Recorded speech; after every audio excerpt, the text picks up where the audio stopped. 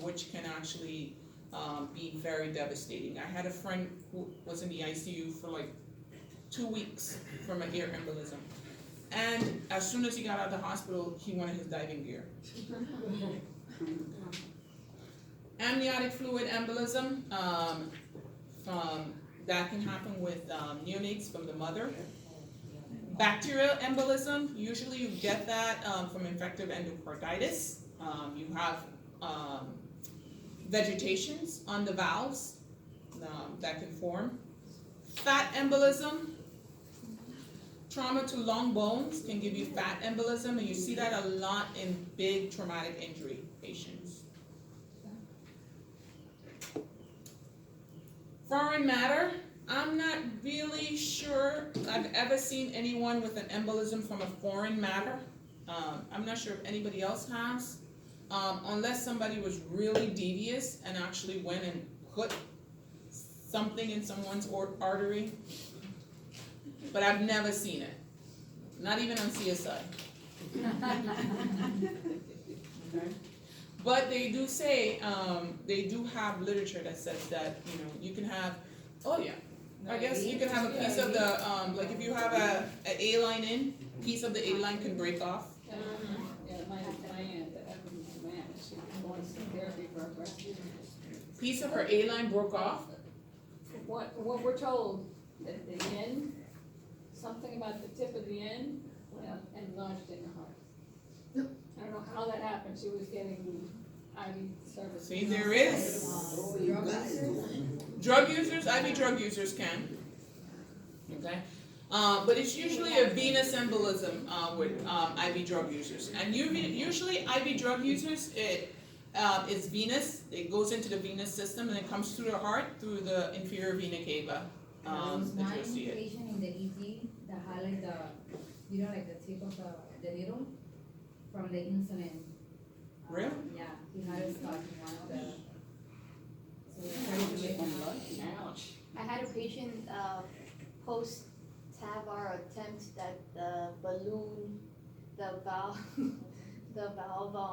it like slipped off when they were going in, so it was kind of floating, and yeah. And I don't know where I work, so. Wow. They had to go back and look for it, and they found it. They did? Yeah, under like fluoroscopy and everything, but they were trying to put the valve in through the groin, and it fell off.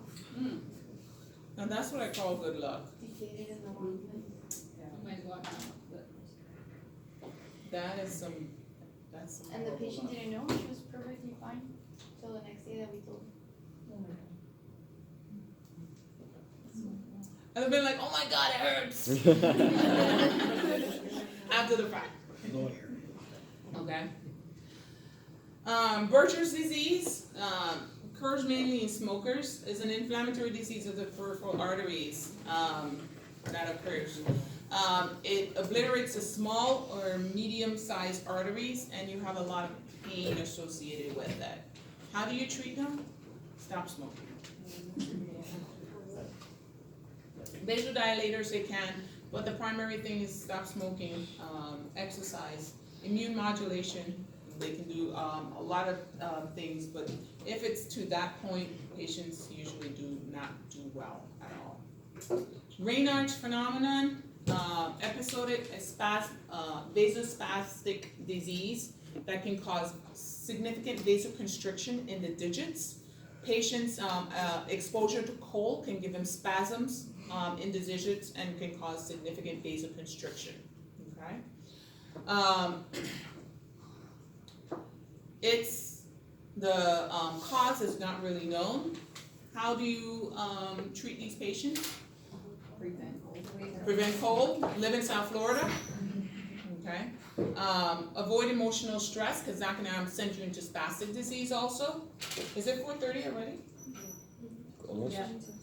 4:20. God. What time does farm start? 4. It was 5 to 8:30. 4:30. I thought it was 5. No. It'll be 5. we're gonna have to go. I was trying to go fast, but it's not working. Avoidance of emotional stress. Atherosclerosis, thickening of hardening caused by accumulation of lipid-laden macrophages in the arterial wall. Usually, it's a disease that progresses. It can be, it can be hereditary induced, but a lot of times it's diet induced. It can cause inflammation of the endothelial. It can cause cytokine release, which can actually damage the arterioles, cause macrophage release, complicated plaques, okay? LDL, your low density lipoproteins are your worst lipoproteins that are there. And usually your fatty streaks, these can cause a whole lot of damage. They can cause complex lesions in the vasculature that can break off and cause oxidative stress to the vessels, can cause heart disease, can cause inflammatory cascades.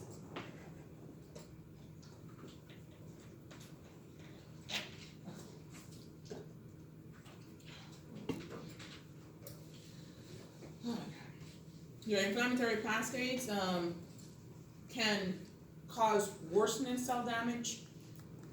Smooth muscle proliferation can cause abnormal vasoconstriction. Plaque formation can cause ulceration. Rupture of plaque formation can cause vasculature end organ damage. Thrombus can form, which can cause ischemia. Clinical manifestation, you don't always know you have atherosclerosis, but remember, hypertension. A lot of patients that have primary hypertension that you have no idea why, if you check their lipid levels, they have atherosclerotic disease. Why they're so hypertensive? Atherosclerotic disease narrows their vessel, which causes the heart to have to work harder because they have a narrowed vessel, which can actually drive their blood pressure up due to stimulation of the sympathetic nervous system. Okay, you guys can do the questions on your own. The answer is on the bottom. Peripheral artery disease.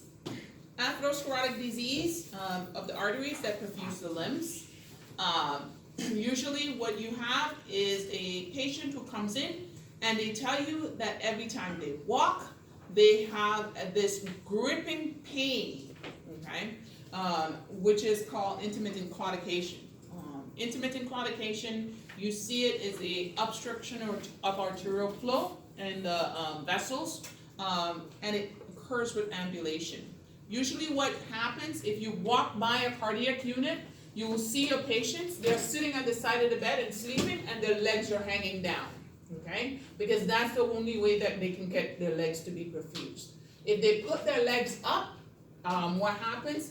It's already the vessels are already significantly narrow. So if they put their legs up, what happens is they decrease perfusion to that to those the legs. So usually they hang it down so blood can go down. Remember that gravity pulls blood down.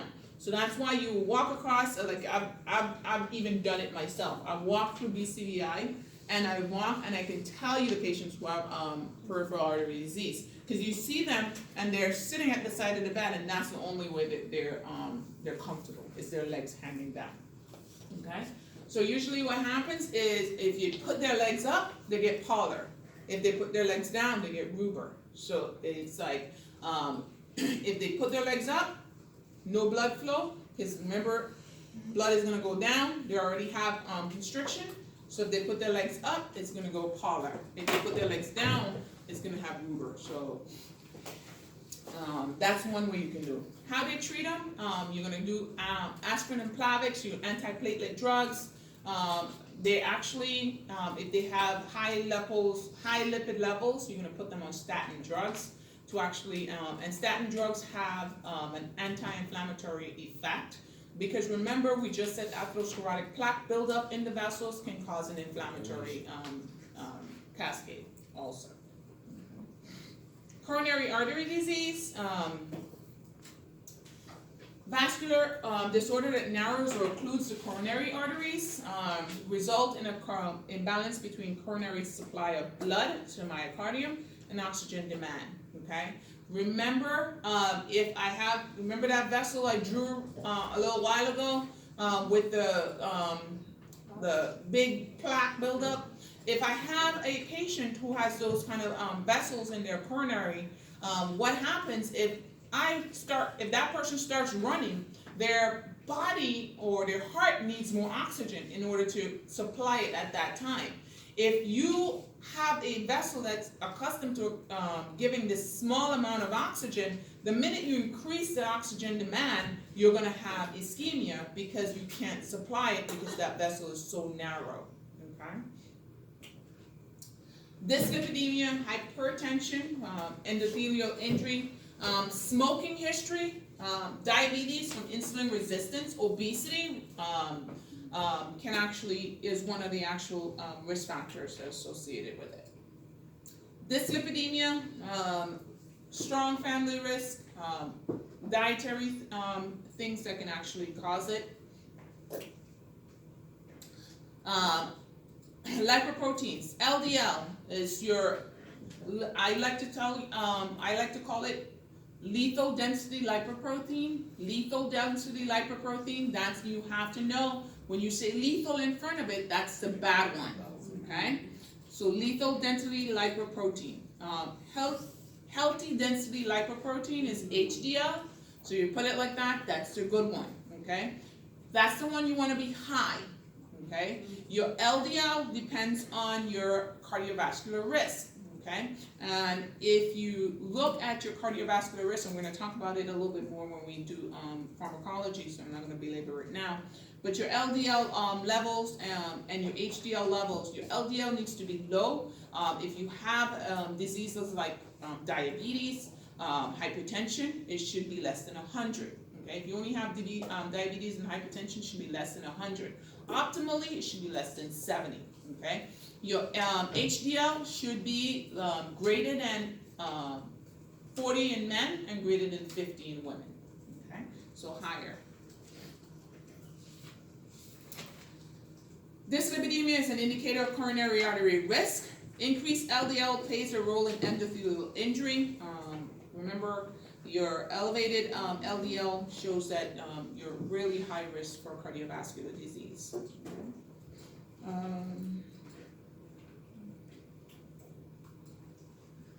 Myocardial ischemia, angina, we have stable versus non-stable angina.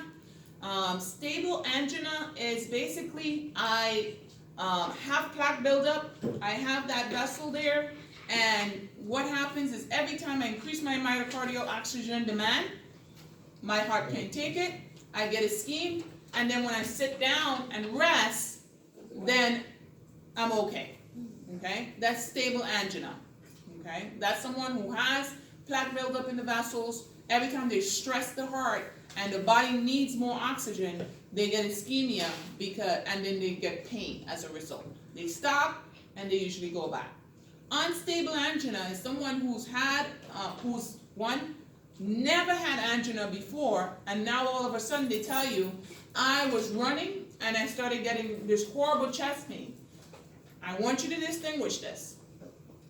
Even if they tell you that they stopped and rested and it went away, if it's the first time they've ever had it, it's unstable. Okay? Again, even if it's when they stop, the pain goes away completely. If it's the first time that it's ever happened to them, it is unstable angina. Okay? So it has the same pattern as stable angina, but it's the first time it is considered unstable angina. Okay? Prince-Meadows angina is a variant of angina. It's unpredictable type of chest pain, and it's due to calcium. Okay? It's usually an influx of calcium can cause contraction of the cell. How do you treat those? You give them calcium channel blockers. Okay. Silent ischemia, no detectable symptoms. Who usually has silent ischemia? diabetics, okay, due to neuropathy. Okay, a lot of times they don't feel it. Angina pectoris causes transient substernal chest discomfort. It usually goes away with rest. Okay. Myocardial ischemia treatment, nitrates. Nitrates can cause vasodilation. Vasodilation will open up the coronary vessels, which will cause oxygenated blood to go to that coronary. Okay. Beta adrenergic receptors. Why do you give beta adrenergic receptors? We're going to learn a little bit in pharmacology. If we block the sympathetic nervous system response to the heart, if we block it off, we said the sympathetic nervous system increases inotropy and chronotropy. If we increase the heart rate with the sympathetic nervous system, what's happening is that we're increasing myocardial oxygen demand. Why do we give a beta blocker? So we can block the sympathetic nervous system effects on the heart, so we can decrease heart rate so that we don't have to have that much oxygen. Okay, so we can knock off that need for more oxygen. Okay.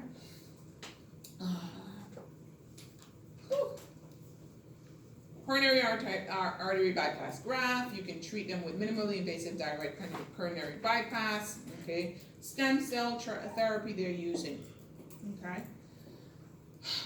Acute coronary syndrome is a sudden obstruction, can be from a thrombus, break off of thrombus that you have clot on plaque.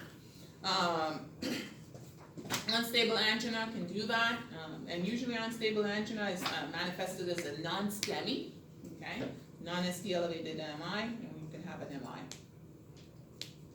Unstable angina, first time, chest pain, we consider it unstable angina, but unstable angina is irreversible myocardial ischemia and a high bringer or impacting infarction. Usually this is a non-STEMI. They don't have ST elevation because there's a little bit of blood flow that can go through, so they don't have ST elevation. What usually happens, these people come in, they have myocardial damage, so they have elevated troponins, but they have no ST elevation, okay?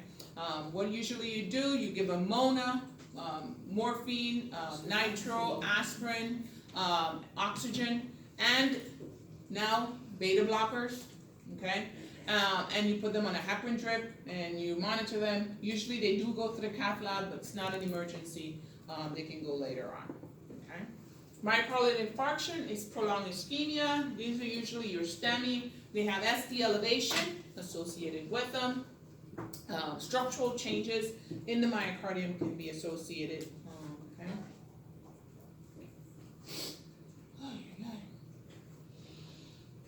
I think we've talked about this. We're not going to go through. Angiotensin effects. Remember, angiotensin causes systemic peripheral vasoconstriction and fluid retention through the stimulation of aldosterone release. Okay. Local effects, growth factor, vascular stimulating muscles. You don't have to worry about that. Involved in myocardial remodeling, causing myocyte hypertrophy, scarring, and loss of contractile functioning in the areas of the heart distant from the site of infarction. Okay. We talked about myocardial infarction, STEMI, which is ST elevation, MI. Non-STEMI, there's no ST elevation, but there's still ischemia, there's still myocardial damage, and we talked about how we're going to treat those. What do you do with the STEMI? Cath lab. Cath lab. Okay, PCI or thrombolytics. If you can do PCI, if you can't do PCI, you give them thrombolytics and then transfer them to a place that can.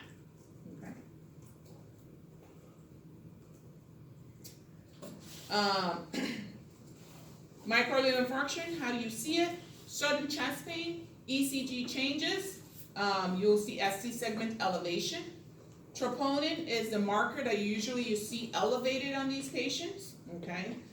You can see CK, CKMB elevated. Troponin does not elevate for about 2 to 4 hours. So someone comes in with ST elevation on an MI with a normal troponin, don't say, oh my God, that's an artifact. I have to go Okay. on Myoglobin is the first one to elevate, and it usually elevates in the first hour. CKMB elevates next, and it usually elevates in an hour and a half. Troponin's the last one to elevate, and it elevates in about 2 to 4 hours. Troponin also is the last one to come down, okay? So myoglobin comes down first, then CKMB. If someone has an infarct upon top of an infarct, let's say 2 days later they have an infarct, and we have them in the ICU, we're treating them, we took them to the cath lab, we opened up everything, and then 2 days later they have another infarct, they're complaining of chest pain, we can't really measure their troponins because their troponins are still going to be elevated. What you're going to measure at that point is their CKMB, okay, because that will go up. Okay. So, myocardial injury, you'll see ST elevation. Usually the first change you see on a person who comes in with ST elevation MI is peak T waves. Usually that's the first change. And then you start seeing the ST segment elevation. Myocardial infarction, we talked about how to do it. Complications, of course, if we're going to have a part of the myocardium that's going to be ischemic, we have high risk for dysrhythmias. One, we can knock out the SA node, we can knock out the AB node. Heart failure, if we have a part of the heart that's no longer moving, it doesn't contribute to the contractile force of the heart. So that can end up with the heart having less output, okay? Cardiogenic shock can occur if you have a myocardium. Let's say I have a widowmaker, and now left main that's infarcted. That person's myocardium is only the posterior and the inferior and the right side of the heart that's going to be moving. That whole other side is not going to be moving. The high propensity for cardiogenic shock, where you have very little cardiac output, especially if that person is left dominant, is very high. Okay, pericarditis is a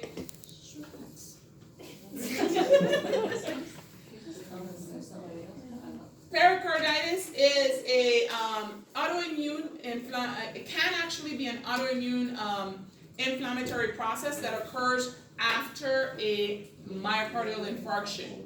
Okay, about 2-3 days after a myocardial infarction, they can have an inflammatory kind of reaction and have a pericarditis. It's actually called Drexler syndrome. Okay, to have an autoimmune process after an MI and have a pericarditis as a result, it's called Drexler syndrome. Ventricular aneurysms can result.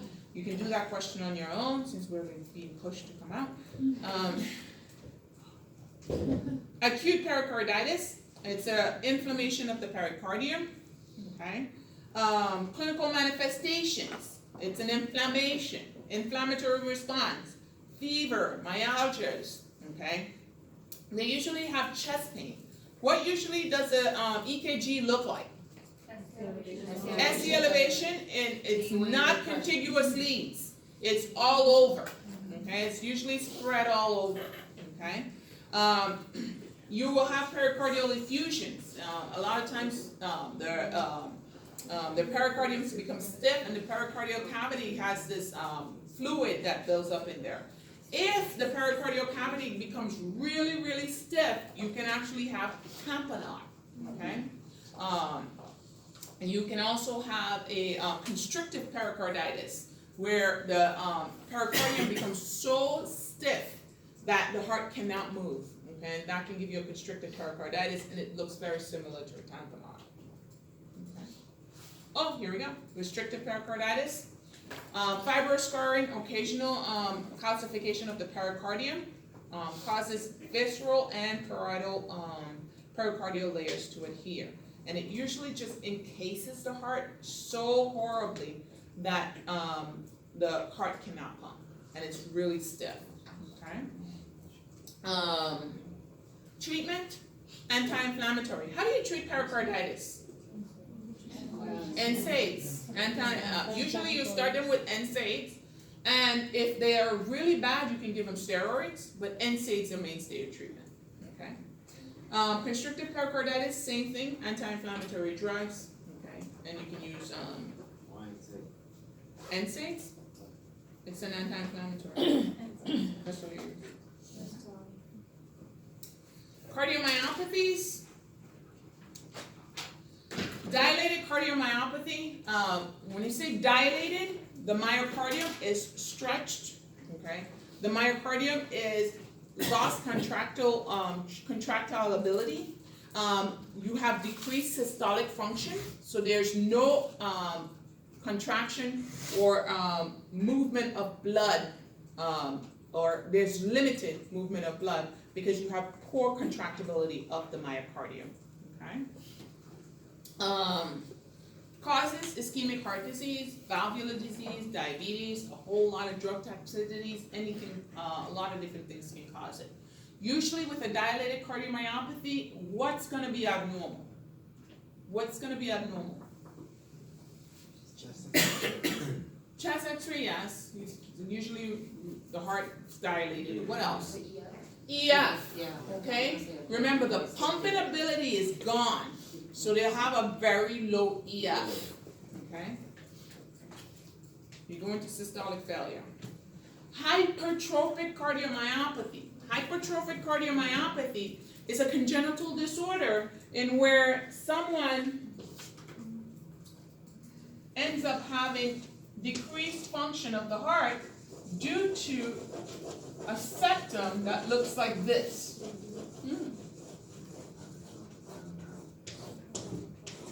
You usually have this fairly enlarged septum, okay? I can make it any bigger. Okay, so usually they have a very large septum. And what usually happens with this large septum is when the heart contracts, it can actually cause obstruction of the aortic valve, okay? And cause lack of blood flow out of the heart, okay?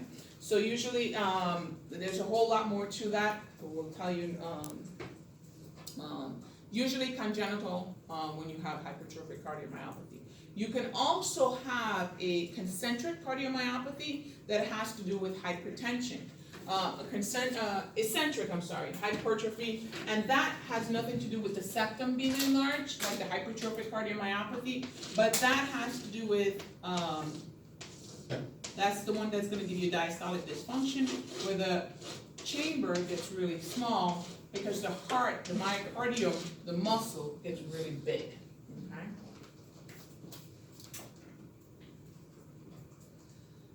Hypertrophic obstructive cardiomyopathy, again, thick septal wall, angina, syncope. Why syncope? And usually what happens, these people are, there's a lot, it's usually a young male, and you see it more in males, a young male, and he is like going to play basketball, and they tell you he was on the basketball court, he jumped to throw the ball, and he went down, okay? And what happened is that thick septum obstruct the aorta, he had no blood flow out, okay? And that's why they usually syncopize. That's usually why they syncopize. But usually what happens with these people is they have the stress on the heart and they go into ventricular fibrillation. The treatment of choice for these patients is that they put an AICD in, because what usually happens most of the times they go into VFib. And they go into VFib and they're shocked back, okay? So that's why they put an AICD in, okay? Angina, palpitations, MI symptoms, symptoms of left ventricular failure. With the patient with the congenital hypertrophic cardiomyopathy with there's an enlarged septum, you see certain cardiac death due to dysrhythmias. With these patients, you usually see outflow issues, low cardiac output. They usually don't do very well. Hypertension or valvular hypertrophic cardiomyopathy. Valvular hypertrophic cardiomyopathy is usually due to an incompetent valve, causing backflow of blood into the heart, which will cause hypertrophy, cause the heart to work too much. Okay. Restrictive cardiomyopathy.